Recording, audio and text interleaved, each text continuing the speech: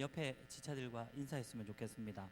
네, 반갑게 한번 인사하시고 오늘은 그냥 한번 손을 흔들어 줍시다. 안녕. 자, 어, 한 주간 잘 지내셨나요? 네, 우리 학생들은 지금 방학 기간이라서 좋지요. 네, 그래요. 참고로 방학이 얼마 안 남았다는 거. 네, 한 달 남았다고요? 와, 우한 폐렴 때문에 지금 개강이 연기됐다네요. 뭐 대학마다 그런지는 모르겠지만 아무튼 좋겠네요. 네. 자, 어쨌든 우리가 또 말씀을 계속 살펴보고 있는데 어, 오늘 우리 찬양 인도자가 기도 제목을 낼 때 보니까 어, 저에게는 오히려 또 여러분들이 지금 마음이 분주하구나 이 생각이 좀 드는 것 같아요. 자, 어찌됐건 뭐 우리 인도자가 또 오늘 기도 제목을 잘 냈지만 우리 뭐 분주해하지 않았으면 좋겠어요. 사실은 제가 성경을 작년부터 이제 구약 창세기부터 시작해가지고 쭉 지금 그냥 계속 좀 스토리 위주로 해가지고 훑고 있어요. 그러다 보니까 중간중간에 사실은 많이 건너뛰기도 하고 근데 그 건너뛰는 부분에서도 중요한 부분들이 많기 때문에 또 설명을 하지 않을 수도 없고 좀 뭐 하여튼 애매합니다. 그래서 제가 나름대로는 하여튼 뭐 간략하게 이야기를 한다고 하는데도 여러분들이 조금 이해가지 않는 것들이 있을 수도 있고요. 또 갑자기 뜬금없이 왜 이렇게 연결되나 뭐 이럴 때도 있고 도통 무슨 이야기를 하는지 모르겠다라고 생각이 드는 경우도 있을 겁니다. 근데 괜찮습니다. 너무 뭐 그 마음의 부담감 가지지 말고요. 하나님께서 분명히 우리에게 또 말씀의 깨달음을 저는 주시리라 생각하고 또 그러한 때가 분명히 온다라고 생각해요. 여러분들이 매일매일 말씀을 꾸준히 잘 읽으면 사실은 제가 뭐 이렇게 디테일하게 이야기할 것도 없어요. 그냥 저도 한 본문을 딱 정해놓고 그냥 그 본문만 설교하면 저도 편합니다. 그러나 어쨌든 여러분들이 또 성경을 잘 읽는 우리 지체들도 있겠지만 또 그렇지 않은 지체들도 있기 때문에 그래도 모르겠어요. 제가 언제까지 이거 할 수 있을지 모르겠지만 제가 청년부를 담당하는 동안 우리 요한계시록까지 한번 그냥 전반적인 큰 그림이라도 한번 봤으면 좋겠다라는 생각으로 이게 작년부터 이제 진행이 돼 왔는데 어쨌든 열왕기하까지 지금 왔습니다. 잘 가고 있죠. 네. 자, 오늘도 잘 따라갈 준비 됐죠. 네, 오늘 그 본문이 좀 많이 또 건너뛰었습니다. 지난주에 우리가 5장에 열왕기하 5장에 있었던 나아만 장군, 이 아람의 군대 장관이었던 나아만 장군이 나병을 고침받았던 그 내용들을 살펴봤죠. 자, 그 이후에 오늘 지금 이제 11장을 다뤄야 되는데 자, 이 말은 중간에 또 빠지는 부분들이 있으니까 자, 간략하게 설명하겠습니다. 자, PPT가 준비됐죠? 네. 자, 우리 지난 시간에 이제 나아만 장군의 이야기 여기까지는 우리가 잘 알아요. 그렇죠? 뭐 이미 이전에도 나아만 장군의 이야기는 여러분들이 웬만하면 잘 압니다. 자, 근데 그 이후의 스토리를 보니까 이제 5장 15절부터 27절에 나아만이 이제야 여호와 하나님께서 참 신이다라는 것을 그 아람 사람이었던 다시 말하면 이방 사람이었고요. 어떻게 보면 그 당시 분위기로는 한참 아람과 북이스라엘이 전쟁을 많이 치르는 가운데 있었기 때문에 어떻게 보면 이 이스라엘의 적군이라고 말할 수 있는 그 적군의 군대 수장, 그 군대 장관이었던 사람이 자기의 입으로 여호와가 참 신이다. 정말 세상에 이 여호와와 같은 신이 없다라는 고백을 스스로 하게 됩니다. 자, 그러면서 이 나아만이 예물을 주고자 해요. 뭐 소위 말해서 살해를 하는 거죠. 엘리사 선지자를 통해서 내가 그 나병, 그 당시에만 하더라도 저주받은 질병, 그리고 웬만해서는 고쳐지지 않는 그런 질병이었던 나병을 고침받았으니까 얼마나 기쁘겠습니까? 그래서 이 나아만이 살해를 하려고 예물을 드리려고 해요. 근데 엘리사가 받지 않습니다. 내가 맹세코 받지 않겠다라고 이야기를 해요. 자, 그런데 그 뒤에 보니까 이 엘리사의 사환이었던 게하시라는 그 종이 이 나중에 나아만 장군을 몰래 뒤쫓아갑니다. 그래서 우리 선지자님이 우리 선지 그 제자들 학생들 선지 생도들이 있는데 그 좀 두 사람이 조금 생활이 어렵고 힘들대요. 그래서 뭐 옷도 좀 2벌 정도 주시고 뭐 한 달란트 정도 뭐 이렇게 돈도 조금 이렇게 주시면 좋겠답니다.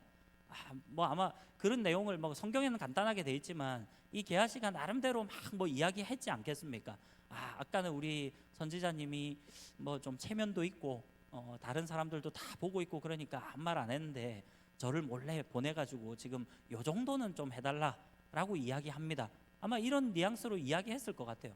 자, 그랬더니 이 나아만 장군은 오히려 기뻐하는 거예요.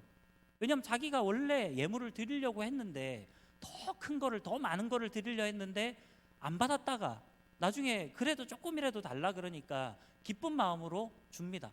그리고 게하시는 그것을 받아가지고 감추고 숨겨요. 근데 엘리사 선지자가 그것을 알았을까요, 몰랐을까요? 네, 성경에 보니까 기가 막히게 압니다. 하나님의 사람이었기 때문에, 하나님의 선지자였기 때문에 엘리사가 모든 것을 알고 있어요. 그래서 나중에 27절 그 마지막에 보면 게하시에게 이 엘리사가 이야기를 하죠. 나아만의 그 나병이 너에게 그렇게 올 것이다 라고 하면서 게하시가 나병에 걸리는 그러한 일들이 있습니다. 자, 그 다음에 이제 6장으로 가면요.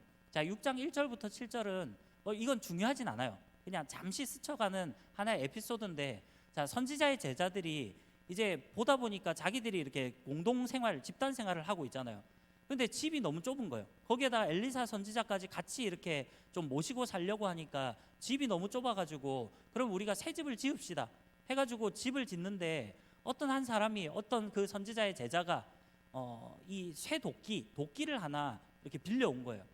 다른 사람한테 빌려왔는데 나무를 베다가 실수로 그만, 우리 그런 거 하잖아요. 볼링 칠 때 뒤로 쫙 한데 뒤로 공 던지는 사람 있죠. 그 볼링장 주인이 보면 되게 싫어하는데, 하여튼 그 도끼도 이렇게 뒤로 탁 하다가 아마 뒤로 날린 것 같아요. 그랬는데 하필이면 거기에 물이 있었다라고 이렇게 이야기를 해요. 뭐 연못인지 무슨 물인지는 모르겠지만 그 물에 도끼가 빠지게 됩니다. 그럼 도끼는 가벼울까요, 무거울까요? 네, 쇠도끼니까 당연히 무겁죠. 땅에 가라앉아요. 그래서 그게 뭐 그냥 물에 빠졌다라고만 나오지만 아마도 그래도 깊은 연못이지 않을까라는 생각을 해요. 왜냐면 별로 깊지가 않으면 그냥 들어가서 잠수하면 되잖아요. 근데 그 깊은 연못에 빠졌을 때 나중에 이 선지자의 제자가 실제 성경에 보면 라고 감탄사가 나와요. 이거는 빌려온 것입니다 이렇게 얘기를 해요.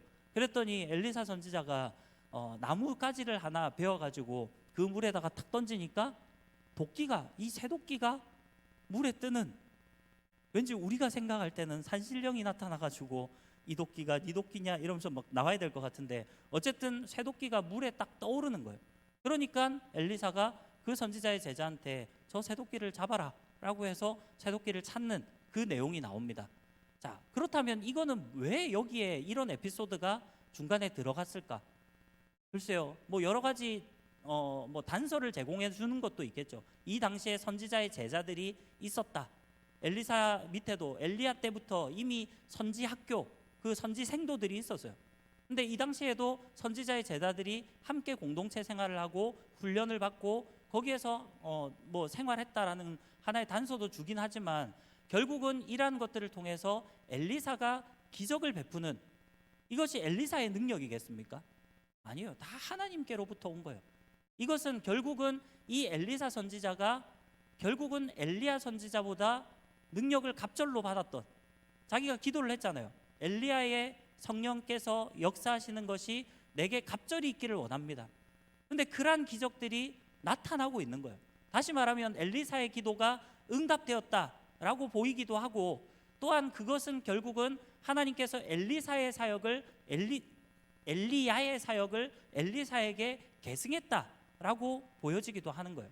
어쨌든 이런 사건들을 통해서 엘리사 선지자는 그 별명이 기적의 선지자라고 불릴 만큼 많은 기적을 일으켰던 그런 내용들이 나옵니다. 자, 그 다음에 8절부터 23절에 보면, 자, 이제 북이스라엘이 아람의 공격을 잘 대비를 합니다. 아람의 베나단 왕이 계속해서 공격을 오는데 그것을 기가 막히게 북이스라엘이 방어를 잘 해내는 거예요. 그래서 나중에 이 베나닷이 이유를 살펴보도록 했더니 아무래도 우리 아람에 이스라엘과 내통하는 스파이가 있는 것 같다, 뭐 그렇게 처음에는 생각을 해요. 근데 나중에 알아보니까 그게 아니고요, 저 북이스라엘에는 엘리사라는 선지자가 있는데 그 엘리사 선지자가 그 북이스라엘의 왕에게 모든 정보를 다 제공해 줍니다. 이런 이야기를 하는 거예요.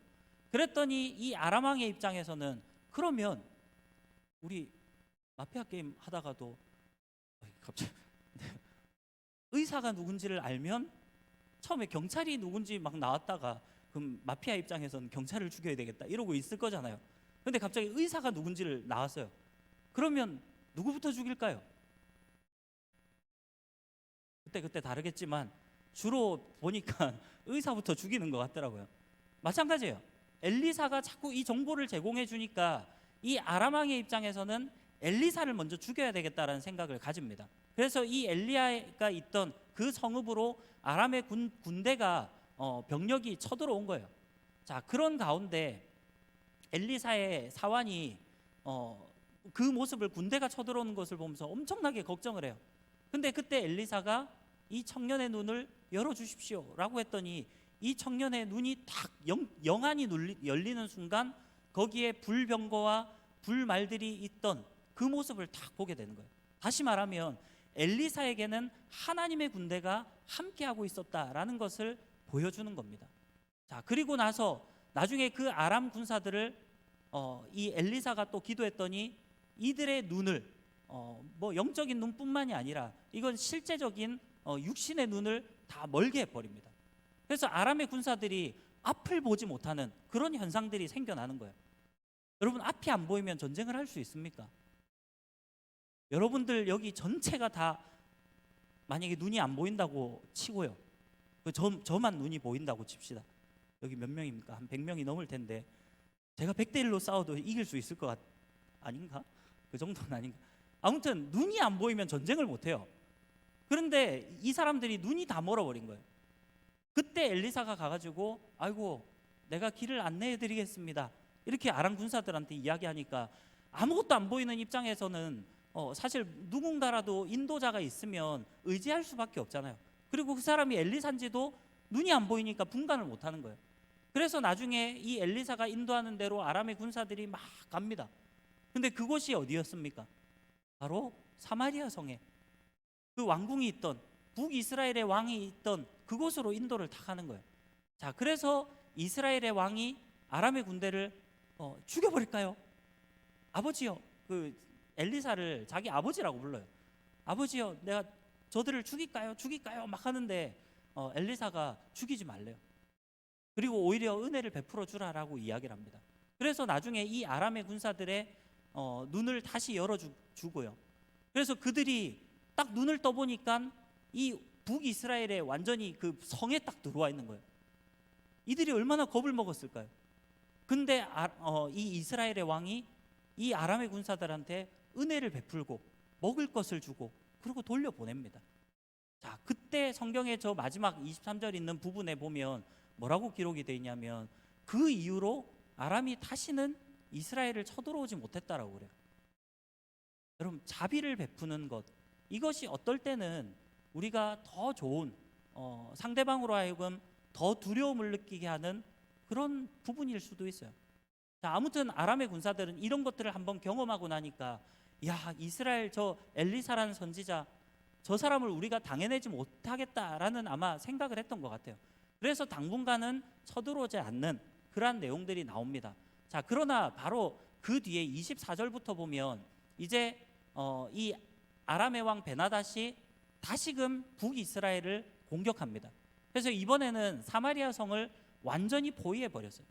자, 이 당시에 아람은 그래도 나름대로 군사 강국이었습니다. 자, 그래서 북이스라엘 사마리아 성 수도를 완전히 에워싸고 함락하기 일보 직전에 뭐 아직 항복은 안 했으니까. 근데 성을 에워싸면 결국 시간이 흐르면 그 전쟁은 무조건 그 성 안에 있는 사람들이 질 수밖에 없어요. 우리 옛날 고대 사회를 생각해 보면 오늘날처럼 도시가 다 연결돼 있고 뚫려 있는 게 아니잖아요. 다 각 지역마다. 우리도 요 옆에 고현성이 옛날에 있었잖아요. 고현성 터가 지금 있잖아요. 그런 것처럼 옛날에는 한 마을이 있으면 뭐 도시가 있으면 성벽을 쌓아놓고서는 그 성 안에서 주민들이 살고 뭐 그렇게 했었죠. 그래서 적들로부터 방어하는 그런 역할들을 했는데 이게 성을 전부 다 포위당했다라는 것은 이제 그 안에 남겨져 있는 식량이 다 떨어지고 나면 이제 더 이상 살아갈 수 없는 거예요. 자, 그래서 이 당시에 엄청난 기근이 이 성 안에 있었던 백성들에게 임하게 됩니다. 자, 그러면서 여기에 한 에피소드가 소개되어 있는데요. 참 진짜 이런 일들이 세상에 있을까 싶을 정도의 하나의 이야기가 나와요. 한 여인이 왕이 지나가는 그것을 보면서 왕한테, 그 당시에 이 고대 사회에서는 왕의 역할 중에 하나가 뭐라고요? 백성들을 재판하고 뭐 백성들을 다스리는 이 역할들을 했잖아요. 그래서 왕에게 호소를 하는 거예요. 왕이요, 제가 너무 억울합니다. 무슨 일이냐 했더니 이 여인이 하는 이야기가, 우리가 너무 배고파서 먹을 것도 없고 한데 다른 저 여인이 와가지고 네 아들을 오늘 잡아먹자, 네 아들을 오늘 먹고 우리가 이대로 죽을 수 없지 않느냐, 우리가 이대로 굶어 죽으면 뭐 어떻게 살아가겠냐. 그러니까 좀 아쉽고 힘들고 뭐 마음이 그렇지만 일단은 오늘 네 아들을 우리가 같이 잡아먹고 기력을 회복하고, 그리고 나면 내일은 내 아들을 같이 잡아먹자, 이렇게 서로 이야기를 한 거예요. 이 여인이 그 이야기를 듣고 너무 배가 고팠는지 마음이 혹했는지 아무튼 거기에 동의를 해버립니다. 그래서 자기 아들을 정말로 잡아먹었어요. 여러분, 성경이 우리가 정확무오한 하나님의 말씀으로 믿는다면 이것은 지어낸 이야기, 소설이 아니에요. 실제 그 당시에 있었던 이야기입니다. 자기 아들을 잡아먹어버린 거예요. 자, 그래서 그 다음 날이 되었을 때 이제 그것을 제안한 여인에게 이제 네 아들을 내놔라, 같이 먹자 라고 했더니 그 제안했던 여인이 자기 아들을 이미 숨기고 내어주지 않는 거예요. 이것을 보면서 이 여인이 왕에게 지금 억울하다고 호소를 하는 그 내용이 지금 이 6장 24절부터 7장 2절 사이에 나오고 있습니다. 여러분, 너무나도 비참한 그런 기근이 그 당시 사마리아 성 가운데 있었다라는 거예요. 자, 그 이야기를 들은 이 이스라엘의 왕이 너무나도 분노할 수밖에 없습니다. 어떻게 우리 이스라엘이 이 지경까지 이르렀나? 아마 그것에 대한 모든 책임을 이 이스라엘 왕은 엘리사 선지자에게 돌리는 것 같아요. 왜냐하면 지금까지 엘리사가 하나님의 사람이라고 말하고 하나님의 사람이 하나님께 기도하고 해야지 우리 이스라엘이 그래도 유지가 되고 할 텐데 도대체 이 엘리사라는 선지자는 뭐 하고 있는 사람이냐? 아마 이런 마음이 이스라엘 왕 가운데 있었던 것 같아요. 그래서 이 이스라엘의 왕이 분노하면서 사람을 보내서 엘리사를 죽이려고 그렇게 합니다. 그러나 나중에 엘리사는 그 보낸 사람에게 오히려 먹을 것을 구하게 될 것이다라는 이야기를 해요. 자, 그 이후에 이제 이야기를 보면, 자, 7장 3절부터 20절에 보면 이제 나병 환자 4사람이 아람 군대에 투항을 하고자 합니다. 왜냐하면 이 나병 환자들은 아까 뭐 우리 나아만 장군 이야기하면서 얘기했지만 그 당시에는 저주받은 질병이에요. 특히나 이 유대 사회에서는 이 히브리인들은 하나님께로부터 저주받은 것이다 라고 생각을 했어요. 그래서 나병에 걸리면 뭐 그런 율법에서도 그 사람들은 제사장에게 완전히 나았다라는 것을 확인하기 전까지는 그 공동체에서 완전히 떠나야 됩니다. 그래서 아마 이 나병 환자 4사람이 그 공동체에 들어오지 못하고 자기들은 성문 어귀에서 거기 나름대로 나병 환자들끼리만 모여 사는 그런 집성촌들이 좀 있었던 것 같아요. 그곳에서 그렇게 살아가다가 이 사람들도 양식을 못 구하겠죠. 뭐 지금 성이 다 어려운데요. 그러니까 양식도 못 구하고 어차피 굶어 죽게 생겼고, 그렇다고 성 안에 들어가자니 나병 환자들이 만약에 멀쩡한 사람 주변에 들어왔다 그러면 그건 바로 돌에 맞아 죽습니다. 그러니까 들어가지도 못하겠고 굶어 죽기도 그렇고, 그러다가 이 나병 환자 4사람이 서로 그렇게 얘기하는 거예요. 차라리 그냥 우리 아람에 투항을 하자, 항복을 하자. 차라리 아람에게 의탁하는 게 목숨을 구걸하는 길이겠다. 이래 주구나 저래 주구나 한번 가보자. 그렇게 해서 이제 간 거예요. 아람의 그 진영으로 갔습니다. 근데 가서 보니까 아람 군사들이 아무도 없는 거예요. 아무도 없고 오히려 그 아람 군사들이 놓고 간 모든 식량과 뭐 모든 것들이 다 거기에 있는 거예요. 그것을 보면서 나중에 이 사람들이 막 처음엔 정신을 못 차리다가 그 중에 어떤 한 사람이 우리가 이럴 것이 아니다. 이건 너무나도 좋은 소식이다. 이거를 우리가 성에 우리 이스라엘 백성들에게 알려주자. 그래도 이 나병 환자들이 참 좋아요. 어쨌든 가서 알려줍니다. 자, 그런 가운데 결국은 나중에 이 이스라엘 백성들도 결국 하나님께서 이 아람 군사들을, 아람 군대를 물리쳐 주셨다는 사실을 깨닫게 되는 거예요. 하나님께서 이 아람 군사들에게 말병거와 막 이런 엄청난 소리를 듣게 하시는 거예요. 아마도 이게 실제 뭐 환청인지 아니면 하나님께서 실제로 들려주셨는지 뭐 모르겠지만, 이 아람 군대가 정말 그런 엄청난 말병거와 막 그런 군사들의 소리를 들으면서 북이스라엘의 이 군대가 지금 엄청나게 주변에 다른 사람, 다른 나라를 같이 이렇게 해가지고 연합해가지고 우리를 지금 치러 온다라고 착각을 일으키고, 너무 급하니까 모든 양식이나 거기에 있었던 예물이나 모든 것들을 다 버려두고 몸만 그냥 다 도망친 거예요. 자, 그렇게 해서 결국 하나님의 말씀대로 이 엘리사가 말했던 대로 먹을 것을 구하는 그런 내용들이 저 내용 가운데 나옵니다. 자, 그리고 나서 이제 8장으로 넘어가면요. 자, 수넴 여인 기억납니까? 수넴 여인 누군지 기억 안 나도 괜찮아요. 다시 얘기할까요, 그러면? 아니, 하지 맙시다. 별로 안 중요한 것 같아요. 자, 엘리사가 엘리야로부터 이제 엘리야가 하늘로 올라가고 나서 그 능력을 이어받은 이 엘리사가 처음으로 갔던 곳이 그 수넴이라는 곳이었잖아요. 그래서 거기서 한 여인을 만났는데 그 여인이 어떤 여인이었다고요? 네, 아이를 낳지 못했던, 남편은 이미 나이가 늙고 그래서 아이가 없던 그곳에 엘리사가 가가지고 내년 이맘때쯤에 너네 집에 아이가 있을 것이다 라고 예언을 하잖아요. 그리고 실제 아이가 태어나요. 그랬는데 나중에 몇 해 지나고 나서 이 아이가 갑자기 머리가 아프다고 막 두통을 호소하다가 갑자기 죽어버리죠. 그거를 두고 수넴 여인이 엘리사에게 와가지고 차라리 아들이 없었으면, 이렇게 실망감은 없잖아요. 이게 사람이 그런 게 있어요. 아예 그냥 없었던 사람은 별로 그냥 뭐 슬프긴 슬퍼도 별로 그렇게 크게 기대하진 않잖아요. 근데 있다가 없으면 어떻게 됩니까? 그것만큼 좀 마음이 힘든 게 없죠. 그래서 이 수넴 여인이 막 그렇게 토로할 때, 그때 엘리사가 결국은 기도함으로 하나님의 능력으로 이 수넴 여인의 아들이 살아나는, 다시금 살아나는 그런 일들이 과거에 있었죠. 자, 그 수넴 여인이 엘리사의 권고로 그 땅에 기근이 심했기 때문에 7년 동안을 블레셋 땅으로 이주해서 그곳에서 살아가다가 결국은 7년이 지나고 나서 고향으로 돌아옵니다. 근데 자기의 그런 원래 살던 땅을, 그 전토를, 그 밭 뭐 이런 것들을 나중에 찾는 그런 내용들이 이 1절부터 6절에 나와 있어요. 자, 그 다음에 7절부터 15절을 보면, 자, 이제 아람의 그 베나닷 왕이 병이 듭니다. 근데 병이 들었을 때 자기 신하였던 하사엘이라는 사람을 시켜가지고 엘리사에게 물으러 가요. 그러니까 이 베나닷 왕도 적군이지만 이미 자기 군대 장관이었던 나아만을 고쳐주기도 하고, 그 다음에 자기가 공격할 때마다 이 엘리사의 활약으로 모든 정보를 북이스라엘 왕이 다 알고 있는 거예요. 그러니까 이 아람 왕의 이 베나닷의 입장에서 생각해 보면 엘리사라는 이 사람은 와, 진짜 대단한 사람이다, 대단한 능력이 있는 사람이다, 이 정도 생각은 분명히 들었던 것 같아요. 그래서 자기 신하 하사엘을 시켜가지고 엘리사에게 내 병이 나을지 안 나을지 그거를 한번 물어보고 오라고 시켜요. 그래서 하사엘이 갑니다.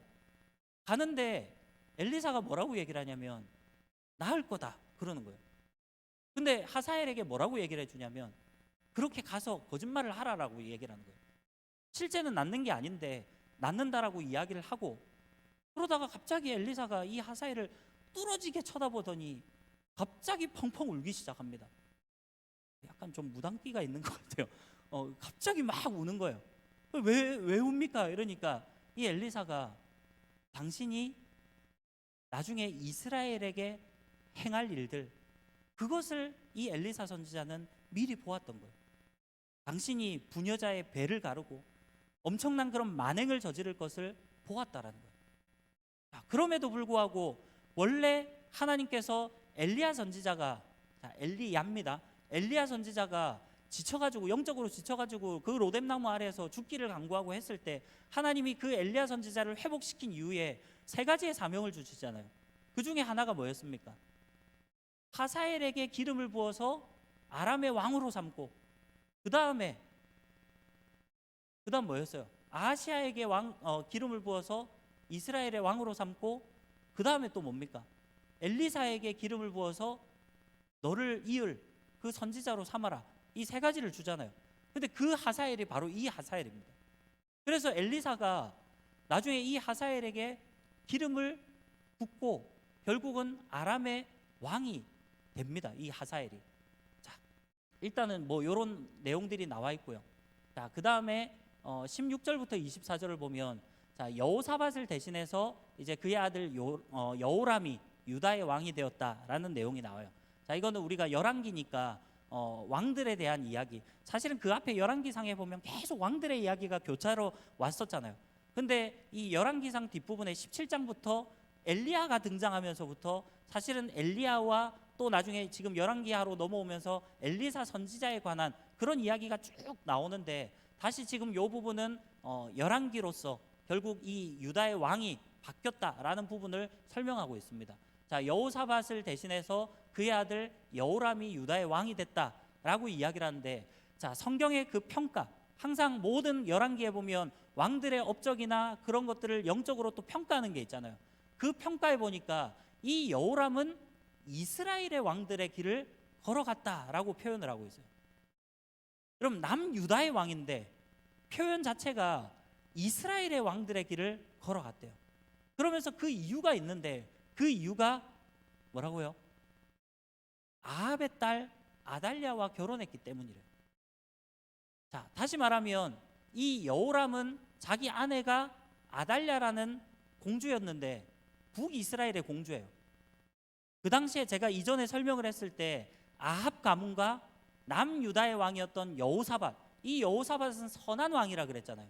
성경의 평가는 그냥 뭐 실수도 했지만, 그러나 전반적인 성경의 평가는 여호사밧을 선한 왕으로 소개를 해요. 그럼에도 불구하고 이 여호사밧 왕은 특이하게도 그 악한 왕이었던 아합과 뭐 그 이전에 오므리 그 가문과 아주 친밀하게 지내요. 그래서 자기의 아들 이 여호람과 이 아합의 딸이었던, 아합과 이세벨 사이에서 나왔던 그 딸이었던 아달랴를 결혼을 시키고 사돈지간이 되는 거예요. 자, 아무튼 여기에 보니까 아합의 딸이었던 아달랴와 결혼했기 때문에 이 여호람은 결국 자기 아내의 영향을 받고 결국 북이스라엘에 그 아합의 길을 걸어갔던 사람이 바로 여호람이다라고 소개를 합니다. 자, 그러면서 여호람 때에 에돔이 유다를 배반했다라는 내용이 짤막하게 나와요. 자, 이 말을 통해서 우리가 알 수 있는 것은 이 당시 이전만 하더라도, 여호사밧 시대 때만 하더라도 에돔 족속은 지금 남유다의 속국처럼, 뭐 속국이라기보다는 일종의 뭐 공납이라 그러나요? 뭐 하여튼 정기적으로 이렇게 그 예물도 바치고, 그러니까 하인 종의 나라, 하인의 나라, 뭐 좀 우리나라도 치욕적인 역사들이 뭐 있지만 병자호란 뭐 이런 거 여러분 기억하시죠? 그때 우리나라가 원나라의 지배를 받기도 하잖아요.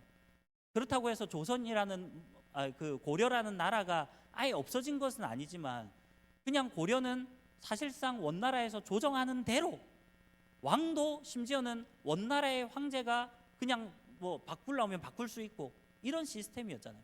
마찬가지로 에돔이 유다의 속국처럼 그렇게 있었는데, 이때 이 여호람 때에 이 에돔이 배반하고 독립을 했다라는 내용이 나옵니다. 자, 그 다음에 25절부터 29절은 그 다음에 여호람의 아들 아하시아가 왕이 됐다라고 나와요. 자, 이 여호람은 뭐 짤막하게 그냥 지나가 버리고, 자, 이제는 그 아들이었던 아하시아가 유다의 왕이 됐다라고 소개를 합니다. 자, 그런데 이 여호람도 역시나 악한 왕이었다라고 소개를 해요. 그 이유가 뭡니까? 바로 어머니였던 아달랴의 영향을 받았기 때문에 여호와 보시기에 악을 행했다라는 거예요. 그러니까 하여튼 집안에서 여자들이 어떻게 하느냐에 따라 집안의 분위기가 바뀌는 거는 예나 지금이나 다르진 않는 것 같아요. 이 아달랴라는 한 여인을 통해서 그 남편이었던 여호람도, 그 아들이었던 아하시아도 전부 다 엄마의 영향을 받아서 악한 왕들이 되었다라는 거예요. 자, 그러면서 마지막 부분에 뭐를 소개하고 있냐면, 이스라엘 왕이었던 요람이 그 당시에 아람과 전쟁을 치르다가 부상을 당해요. 자, 그런 가운데 이 아하시아, 남유다의 아하시아 왕이 북이스라엘 요람 왕의 그 병을 보고 병문안을 갑니다. 이 둘 사이가 무슨 관계입니까? 자, 북이스라엘의 요람 왕과 남유다의 아하시아 왕은 둘이 무슨 사이겠습니까? 네? 오촌지간쯤 되나요? 하여튼 얘들도 다 집안 식구예요. 왜냐면 다 외가 쪽, 친가 쪽 해가지고 다 친척들이잖아요. 그러니까 이제 병문안을 가게 되는 내용이 나옵니다. 자, 이것은 나중에 뒤에 되면 왜 이 내용이 중요한지 뭐 그 사건이 나오는 거예요. 자, 그 다음에 9장으로 넘어가면 9장 1절부터 13절에 보면 엘리사가 선지자의 제자 중 한 사람을 시켜서 예후라는 사람에게 왕으로서 기름을 부어라라고 그렇게 시킵니다. 그 다음에 나중에 보면 하나님께서 이 예후를 결국 왕으로 삼으시고 아합의 가문을 멸절시키기를 원하세요. 그래서 이 엘리사의 심부름을 가가지고 왕으로 딱 기름 붓고 바로 도망치래요. 엘리사가 그렇게 알려줘요. 그랬더니 이 선지자의 제자가 가서 실제로 기름을 붓고 그리고 나서 앞으로의 일들을 예언한 다음에 바로 도망쳐버려요. 근데 그 예언했던 내용이 뭐냐면 하나님의 말씀이에요. 예후에게 말하는 것이 바로 네가 아합의 모든 가문을 멸절시키라는 거예요. 그러한 하나의 사명을 주고 기름을 붓고 그리고 이제 왔어요. 자, 그리고 나서 이 예후가 기름 부음을 받은 이후부터 이 본색이 드러나는 거예요. 사실 이 당시에 하나님의 그러니까 선지자의 제자가 이 엘리사의 심부름으로 갔을 때 그때 거기에 아마 장관들이 모여 있었던 자리인 것 같아요. 뭐 여러 장관들이 있었겠죠. 근데 그 중에 내가 기름을 부으러 왔다 이러니까 거기에 모였던 사람이 우리 여기 다 장관인데 어떤 장관한테 부으려고? 그랬더니 하사엘에게 붙는 거예요. 그리고 나서 나중에 하사엘이 기름 부음을 받고 난 이후에 거기에 있었던 동료 그 장관들 앞에서 그러한 이야기를 딱 했을 때 이 동료 장관들이 눈치가 빠른 것 같아요. 어쨌든 이 예후를 자기들의 옷을 벗어가지고 밑에다가 깔아주면서 예후가 왕이 되었다라고 그렇게 막 이야기 부르짖으면서 예후를 왕으로 추대하는 그런 내용들이 나옵니다. 자, 그 다음 14절부터 29절을 보면 아까 그 내용이 이제 연결되는 거예요. 자, 아까 왜 아하시아가 요람 왕을 방문해 한 사건이 왜 중요한지. 자, 전쟁에서 부상당한 이 요람 왕을 병문안하러 갔던 이 아하시아 왕이 이스라엘이 어디였습니까? 나봇의 포도원이 있던 곳이 이스라엘이었어요. 자, 그곳에 방문을 합니다. 아마 그곳에 나봇의 포도원을 뺏은 이후에 나름대로 별장처럼 뭐 그렇게 아합의 그런 궁전을 지어놨겠죠. 그곳에서 아마 요람 왕이 좀 이렇게 치료를 받으면서 휴식을 취하고 있을 때 그곳으로 이 아하시아 왕이 병문안을 간 거예요. 자, 근데 하필이면 예후가 그때 반역을 일으키기 위해서 이스라엘로 갑니다. 자, 그리고 나서 결국 뭐 중간의 내용들을 다 생략하고요. 어쨌든 예후가 쏜 화살을 요람이 맞고 그의 염통이 꿰뚫어 가지고 그 자리에서 죽어버려요. 그 모습을 보면서 남유다의 왕이었던 아하시아가 도망을 칩니다. 근데 이 예후가 그 아하시아마저도 끝까지 쫓아가서 나중에 죽입니다. 자, 그 사건이 지금 이 9장 14절부터 29절에 나와 있고요. 자, 그다음 30절부터 37절에 보면 우리 오늘 본과의 말씀 기억나죠? 이건 안 해도 되겠죠? 자, 어쨌든 예후가 이제는 이세벨도 죽입니다. 자, 그런 내용이 나오고요. 결국 오늘 이 공과를 통해서 여러분 우리가 생각할 수 있는 것은 뭡니까? 하나님의 말씀은 결국 성취되어진다라는 거예요. 우리가 성경을 볼 때 앞에서 보았던 어떤 내용들이 있을 때 그것들이 나중에 가서 심지어는 구약의 말씀, 구약의 예언이 신약에 가서 예수님 때에 가서 성취되는 그런 것들을 우리는 많이 봅니다. 자, 이것을 통해 우리가 깨달을 수 있는 것은 결국 하나님은 신실하시다라는 거예요. 하나님의 말씀은 변함이 없으시고 하나님은 하나님의 뜻하신 바대로 모든 것들을 이끌어 가신다라는 거예요. 따라서 우리는 하나님의 그 신실하신 약속을 믿고 나아가는 삶을 살아가야 합니다. 여러분, 하나님은 변개치 않는, 하나님은 변치 않는 신실하신 하나님이세요. 하나님이 말씀하신 것은 그것이 축복의 이야기라 할지라도 그 복이 반드시 임하게 될 것이고요. 반대로 그것이 저주나 경고라면 우리가 하나님의 뜻대로 온전히 살고 회개하지 않으면 그 경고는 반드시 이루어지게 되어진다라는 거예요. 이것을 통해서 우리 사랑하는 청년들 정말로 하나님의 말씀대로 그렇게 나아가는 저와 여러분들이 되었으면 좋겠습니다. 자, 이제 10장 1절부터 17절을 보면 예후가 왕자들을 교육하는 자들에게 편지를 보냅니다. 이 왕자들은 아합의 가문의 왕자들이에요. 아합 가문의 왕자들이 있었는데 그 왜 왕궁에 보면 왕자들을 교육하는 그런 이 벼슬 아치들이 있잖아요. 자, 그런 사람들에게 편지를 보내서 그 가운데 새로운 왕을 한 명, 가장 괜찮은 사람을 왕으로 세우라고 그래요. 그렇게 편지를 보내는 거예요. 근데 이 교육하는 사람들도 눈치가 있는 거예요. 지금 이미 예후가 반역을 일으키고 이미 왕이 됐어요. 그래서 지금 요람 왕도 죽이고 심지어는 남유다였던 아하시아 왕도 죽이고 그리고 이세벨 그 태우마저도 지금 죽여버린 거예요.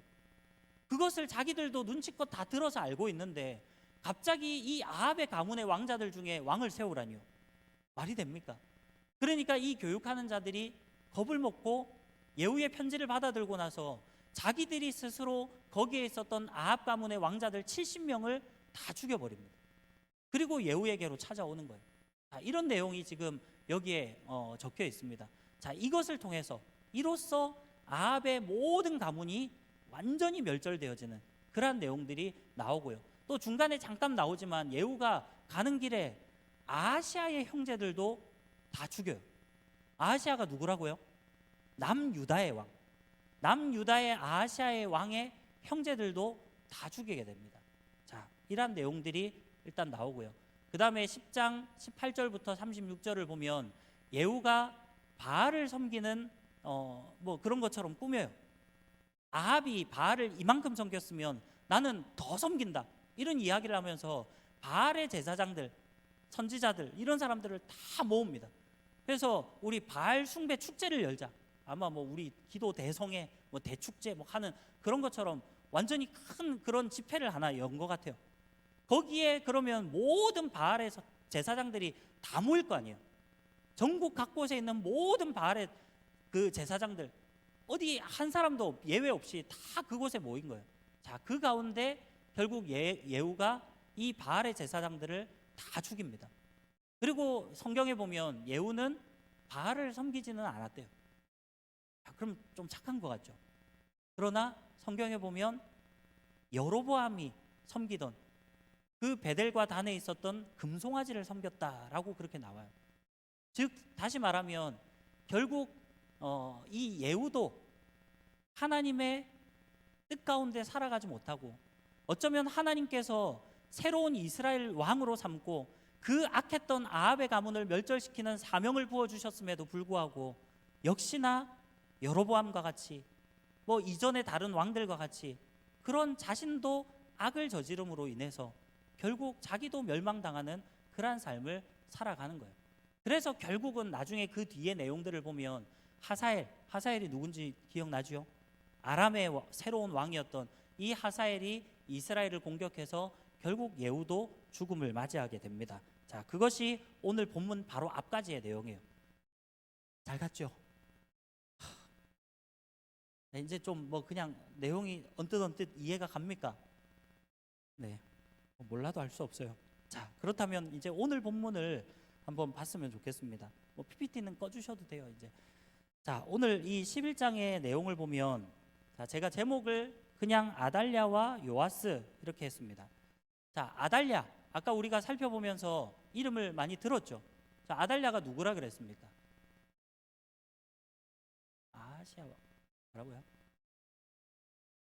네, 아시아의 엄마 이렇게 표현하면 되겠지만 여호람의 아내 그리고 아합과 이세벨의 딸. 요쯤 되면 이제 다 이해가 가죠. 가계도가 그려집니까? 안 그려도 돼요. 자, 아무튼 이 아달랴라는 이 여인이 자, 그 당시에 그러면 태후일 거 아니에요. 우리가 태후, 우리나라에서는 뭐라고 부르나? 옛날 조선시대 때는 왕비라 그래요? 그게 궁전마마, 왕후, 데뷔마마, 데뷔마마. 그래. 그런 약간 느낌이겠죠. 자, 아무튼 이 아달랴는 자기의 아들이었던 아하시아가 남유다의 왕이었어요. 자, 어쨌든 자기가 남유다의 가문으로 시집을 왔잖아요. 원래 출신은 북이스라엘 출신이지만 자기는 남유다의, 이제는 북이스라엘의 공주가 아니라 이제는 남유다의 여왕이 되었다, 왕비가 되었다가 나중에 자기 남편이 죽고 나서 자기 아들이었던 아하시아가 왕이 되면서 자기는 태후가 된 거예요. 자, 그랬는데 아까 아하시아가 어떻게 됐다고요? 이 앞에 내용에 요람 왕을 방문하러 갔다가 죽었어요. 자기 아들이 죽어버린 거예요. 자, 오늘 1절 말씀을 봅시다. 아하시아의 어머니 아달랴가 그의 아들이 죽은 것을 보고 일어나 왕의 자손을 모두 멸절하였으나, 이렇게 나와요. 자, 지금 이게 무슨 말인지 이해갑니까? 자, 아달랴가 지금 자기 아들, 왕이었던 자기 아들 아하시아가 죽은 사실을 지금 듣게 된 거예요. 그러면 뭐 해야 됩니까? 태우로서 뭐를 해야 될까요? 자, 뭐 어렵습니까 이게? 자, 여러분이 태우라면 내 아들이 왕이에요.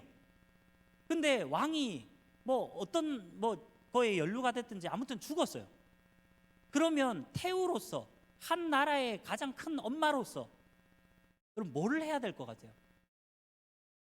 그럼 전국을 수습하고 나라가 혼란스럽지 않도록 차기 왕을 잘 결정해 가지고 그렇게 나라가 안정되게 나아가는 게 그게 태후의 역할이잖아요.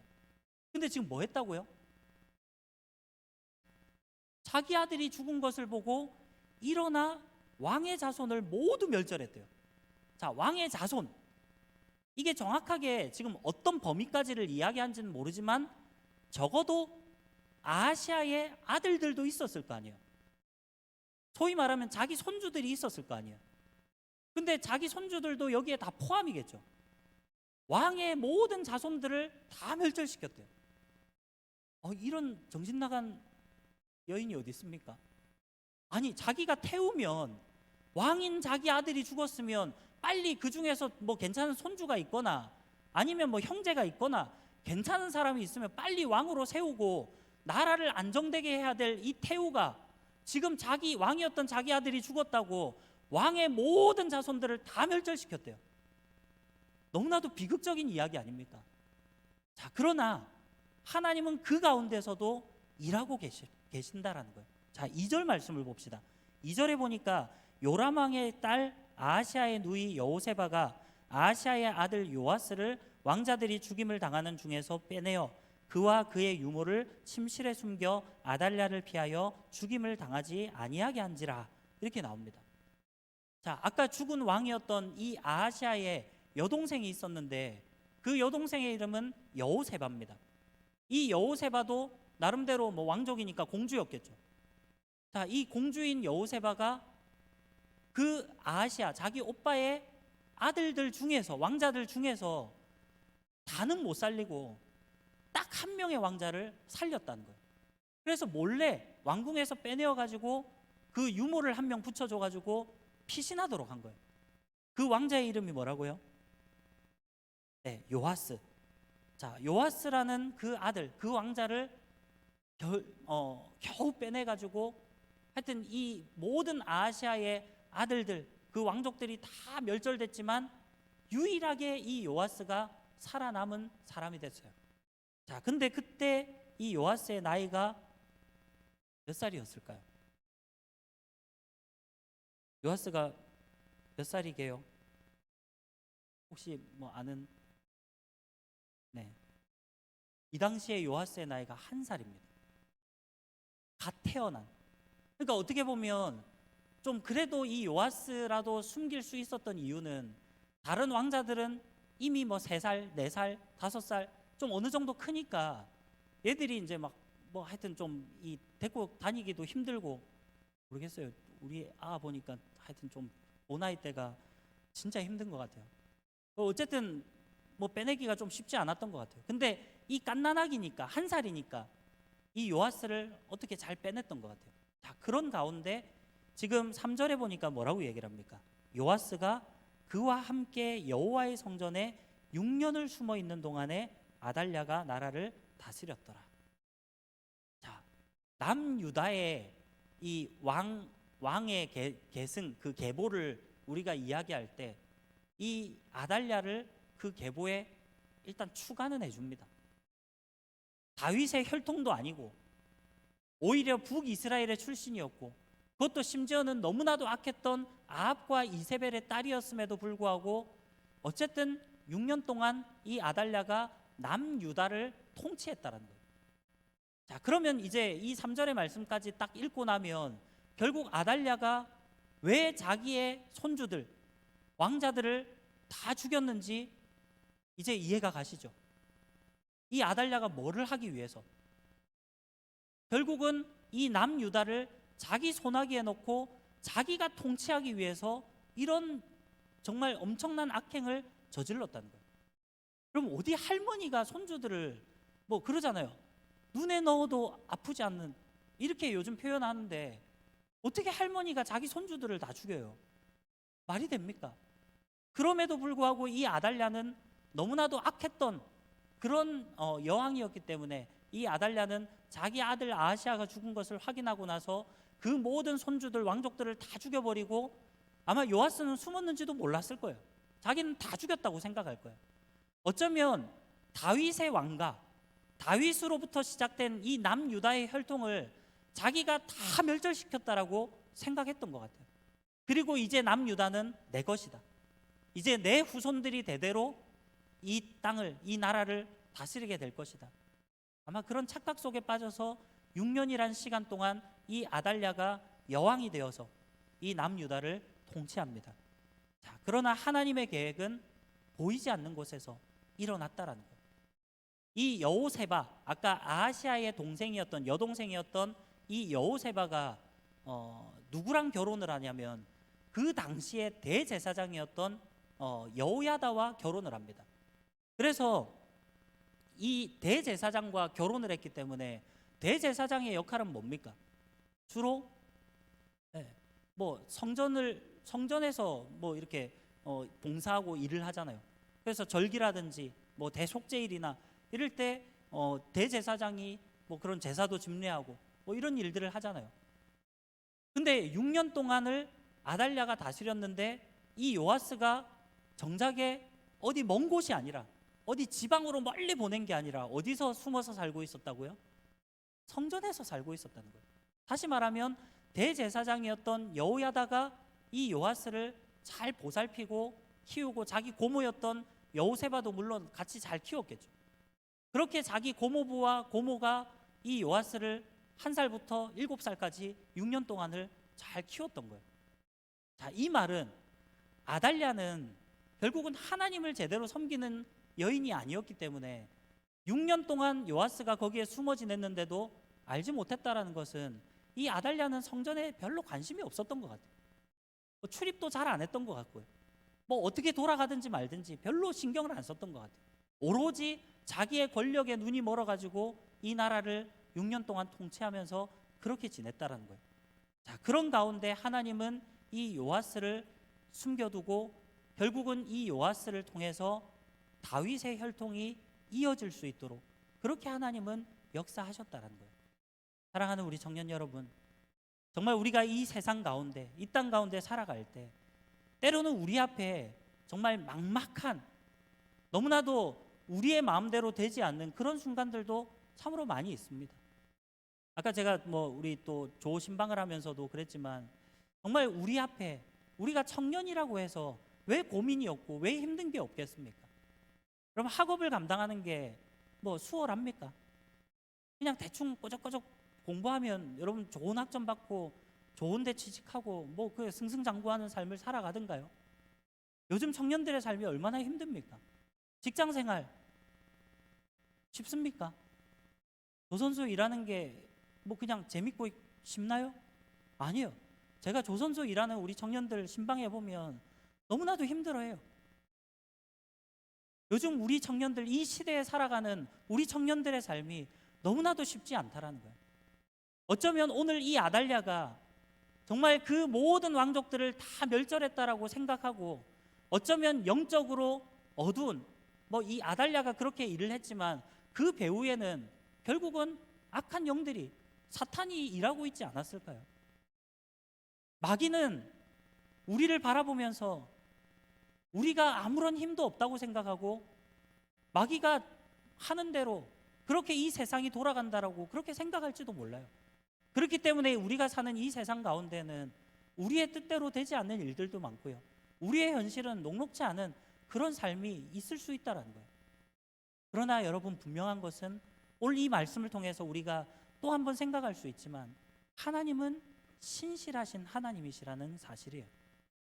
하나님은 결코 하나님의 자녀를 버리지 않습니다. 오늘 이 요아스가 살아남을 수 있었던 것, 이것은 단순히 여호세바라는 그 고모가 그냥 자기 조카 한 명 살렸다, 겨우 이 정도 차원의 이야기가 아니라는 거예요. 어쩌면 하나님께서 정말 이 남유다, 하나님이 다윗의 혈통으로 세운 그 나라이고 다윗과 언약을 맺고 정말 다윗이 그 선한 삶을 살았을 때 하나님께서 다윗이 나의 마음에 합한 사람이라고 그렇게 칭찬하면서 영원토록 내가 너의 후손, 너의 그 왕위가 영원토록 견고하게 있을 것이다, 하나님이 친히 언약을 맺고 하나님이 신실하게 약속하셨는데 그것을 깨뜨릴 수가 없는 것이죠. 결국 하나님은 하나님의 약속대로 신실하게 그 약속을 이행해 가요. 그러나 그런 남유다가 너무나도 부패하고 죄악 가운데 여호람 왕 때부터 또 아하시아 왕도 그랬고 또 지금 아달랴가 통치하는 기간 동안 이 남유다가 얼마나 더럽혀져 있습니까? 얼마나 죄악 가운데 나아갔겠습니까? 어쩌면 모든 왕족들을 다 멸절하고 이 요아스 한 명만을 남겼던 것은 우리가 인간적인 눈으로 볼 때는 야, 진짜 좀 우리 사투리지만 간당간당했다, 야, 조마조마했다, 요 한 명마저 죽었으면 어떻게 될 뻔했노, 우리가 인간적으로 볼 때는 그런 생각일 수 있지만 어쩌면 하나님의 계획 속에서는 이 부패한 남유다를 싹 한번 정비하고 새롭게 요아스라는 이 어린 왕, 그리고 그를 보살폈던 대제사장 여호야다를 통해서 새롭게 남유다를 개혁하려고 했던 하나님의 계획이 있을 수 있다는 것이죠. 즉 우리의 삶을 적용시켜 본다면 우리의 삶도 마찬가지라는 거예요. 지금 우리가 살아가는 이 시간 가운데 때로는 우리가 힘든 일들이 있고 고난이 따르기도 하고, 우리가 신앙인으로서, 크리스천으로서 우리가 세상 가운데 나아가서 믿는 사람으로서 살아가는 것이 여러분 얼마나 힘듭니까? 그러나 여러분, 하나님은 반드시 우리를 승리케 하실 것이고 반드시 하나님은 신실하게 우리의 삶을 이끌어 주시고 역사해 주실 것이라는 거예요. 오늘 아마 이 아달랴가 봤을 때, 아니 그 배후에 있었던 사탄이 볼 때는 자신이 승리했다라고 생각했을 것입니다. 그렇게 확신했을 거예요. 이제 남유다는 다 멸망했다, 다윗의 혈통은 끊어졌다, 이제 우리가 승리했다, 아마 그렇게 생각했을지도 모르죠. 그러나 하나님은 결국 이 요아스를 남겨두시고 이 남겨둔 요아스를 통해서 남유다를 새롭게 변화시키는 그런 놀라운 계획을 가지고 계셨다라는 거예요. 사랑하는 우리 청년 여러분, 우리의 삶에서 때로는 지금 우리의 눈에 보이기에 답답하고 힘들고 어려운 일들이 있습니까?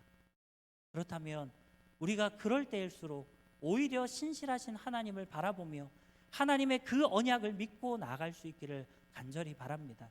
하나님은 결코 변치 않는 분이십니다. 우리가 어떠한 삶을 살아도 하나님은 결코 우리를 버리지 않는다는 거예요. 우리가 때로는 죄악 가운데 나아간다 할지라도 하나님은 반드시 회개할 기회를 우리에게 허락해 주십니다. 그러한 회개의 기회를 우리가 놓치지 마시고 날마다 하나님을 붙들고 나아가고 또 우리의 삶에서 하나님이 기뻐하시는 삶으로 나아가고 정말로 하나님의 뜻 가운데, 하나님의 말씀 가운데 살아감으로 나를 통해 하나님의 역사가 이루어지고 나를 통해 놀라운 하나님의 나라가 임하는 그러한 것들을 경험할 수 있는 저와 여러분들이 되시기를 간절히 소망합니다. 이 시간 우리 함께 말씀을 생각하면서 찬양 드리며 나갔으면 좋겠습니다. 여러분, 우리의 삶을 돌아보면 정말로 모든 것이 하나님의 은혜라고밖에 말할 수 없을 것 같아요. 저는 그렇습니다. 적어도 저의 삶을 볼 때 저도 나름대로 뭐 좀 어려운 일들도 많이 겪어봤고요. 가정적으로도 힘든 일들도 참 많이 있었습니다. 그럼에도 불구하고 지금 되돌아보면 모든 것이 하나님의 은혜였고, 하나님을 붙들고 나아갈 때 결국 하나님께서는 저의 삶을 이렇게 신실하게 인도해 주셨다는 사실을 저는 깨닫고 느끼고 나아가요. 여기 있는 우리 모든 청년들도 그러한 삶으로 나아갔으면 좋겠어요. 정말로 신실하신 하나님을 바라보면서 모든 것이 주님의 은혜입니다. 그러한 것을 이 시간 고백하는 시간들이 되었으면 좋겠습니다. 우리 함께 가사를 생각하면서 찬양 드립시다. 주 나의 모습 보내 상한 나의 맘 보시네 주 나의 눈물 안에 홀로 울던 맘 아시는 우리 다시 한번 고백합시다. 주 나의 모습 보내 주 나의 모습 보내 상한 나의 맘 보시네 주 나의 눈물 안에 홀로 울던 맘 아시네 세상 소망 다 사라져가도 주의 사랑은 끝이 없으니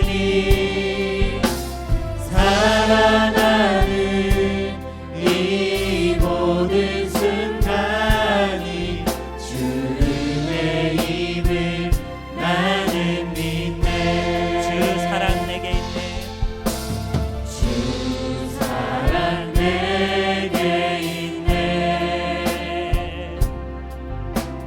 그 사랑이 날 채우네 주 은혜 내게 있네 그 은혜로 날 세우네 세상 소망 다 사라져가도 세상 소망 다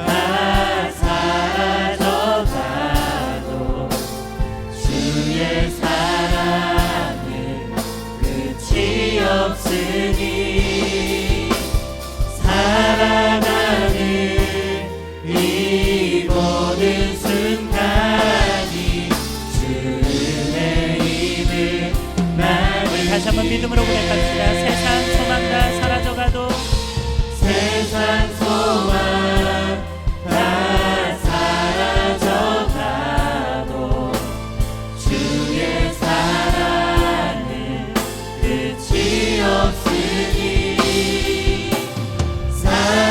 살아가는 이 모든 순간이 주의 힘을 자, 우리 마음을 다해서 다시 한번 고백합시다. 세상 소망 다 사라져가도 세상 소망 다 사라져가도 주의 사랑은 끝이 없으니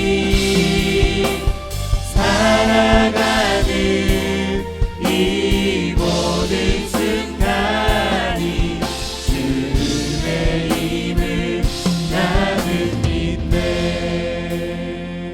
자, 우리 함께 말씀을 생각하며 기도합시다. 하나님은 정말로 신실한 분이십니다. 하나님은 우리의 그러한 연약함을 아시고 하나님의 언약을 신실하게 지키시는 그러한 능력의 분이심을 이 시간 정말 신뢰하며 믿고 나아가시기를 바랍니다. 세상은 자신들이 승리했다라고 믿고요, 사탄은 자신이 이겼다라고 그렇게 착각할 테지만 우리 하나님은 반드시 우리 가운데 승리를 주시는 분이시라는 사실을 이 시간 믿으며 나아갑시다. 이 시간에 기도하실 때 하나님, 나의 삶이 정말 때로는 답답할 때도 있고 힘들 때도 있고 어려운 그런 인생의 문제들이 있을 때도 있습니다. 그러나 하나님, 그것이 끝이 아니라 오늘 하나님께서 정말 하나님의 언약대로 신실하게 정말 그렇게 역사하셨던 것처럼 하나님, 나의 삶 가운데도 주님이 역사하시고 인도하시고 나의 모든 삶을 주님이 붙들어 주시옵소서. 그래서 나의 모든 삶을 통해 하나님 앞에 영광 돌려드리며 하나님 앞에 귀하게 쓰임받는 믿음의 사람으로 나를 사용하여 주시옵소서. 그렇게 한번 이 시간 말씀을 생각하면서 우리 주님의 성을 한번 부르고 기도하겠습니다. 주여, 아버지 하나님 감사합니다. 하나님께서 우리를